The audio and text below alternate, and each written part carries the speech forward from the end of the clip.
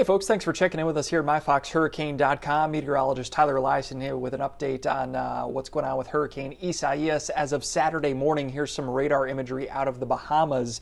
What's notable with this is that the worst of the weather is certainly on the northern and eastern side of the storm. It's a lopsided system, and the eye wall is actually open on its southern side. There's some southwesterly shear kind of affecting the storm, kind of blowing across it from southwest to northeast, and also some dry air getting wrapped in on the southern side as well. So that's where you're not seeing a whole lot of radar reflections on the southern side of the eye wall. The nastiest weather, again, kind of up in here in the northern and eastern sides of this eye wall. This is going to head north and west right up through the Bahamas, so some bad weather headed for Grand Bahama up towards Freeport later on today.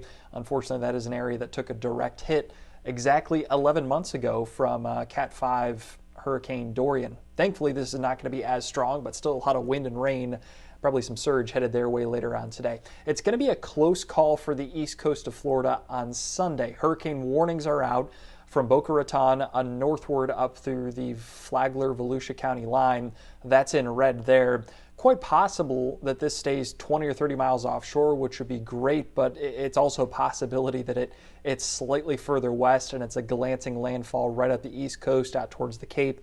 That would be the worst case scenario, obviously, because then you're bringing the core of the strongest winds onshore and also higher surge levels possible for the East Coast as well. If you're further west, the better the forecast is, meaning less wind and really just some passing showers. So over towards Tampa Bay, I don't have many concerns other than maybe some 20 or 30 mile an hour wind gusts and some passing fast-moving showers, a couple thunderstorms tomorrow.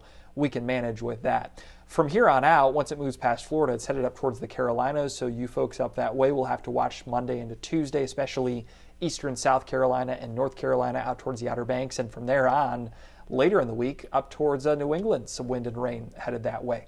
Here's the probability of tropical storm force wind gusts. Obviously, it's going to be the highest over on the East Coast.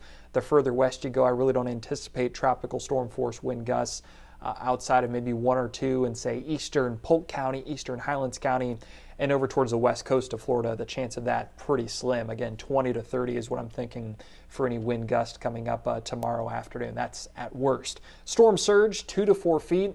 It'll be highest again the further west the center tracks. If it makes a landfall, we'll get some storm surge along the East Coast, upwards of 3 to 4 feet. Further offshore, it'll be on the lower end of that. So folks on the East Coast have to watch this closely. I'll be back with another update right here on myfoxhurricane.com later on this afternoon and this evening. For now, enjoy your weekend.